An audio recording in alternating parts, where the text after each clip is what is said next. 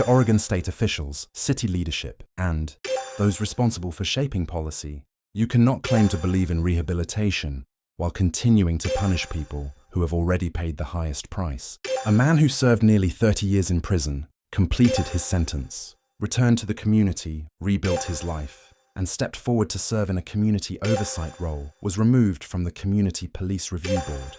As a direct result of this decision, he lost his employment, his stability, and his ability to move forward, not because of new harm, but because of a conviction from decades ago.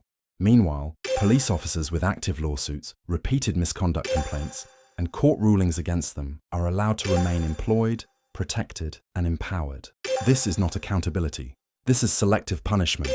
If someone can serve 3 decades behind bars and still be told they are not rehabilitated enough to sit on an oversight board, then the word rehabilitation has lost all meaning. Let us be honest about what this does. It discourages people from coming home and doing the right thing. It strips employment and stability from those who are succeeding. It sends a message that redemption is a lie. It increases the risk of recidivism rather than preventing it. The truth is uncomfortable, but it must be said. The system profits when people fail and return to prison, while communities pay the price.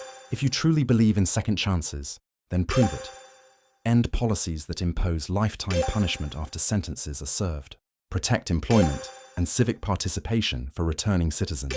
Include lived experience in oversight and accountability roles. Apply standards equally without shielding those in power. If police officers can accumulate misconduct reports and remain employed, then someone who served nearly 30 years in prison and returned home committed to positive change should not be barred from serving their community. This is not what justice looks like.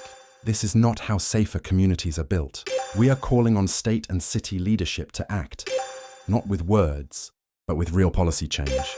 And let this be made absolutely clear.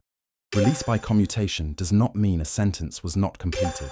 Commutation is a rigorous process. It involves extensive review by multiple parties, careful examination of conduct, rehabilitation, and risk, and final approval by the governor. No one is released lightly. To suggest otherwise is dishonest and harmful. The community is watching, and this double standard must end.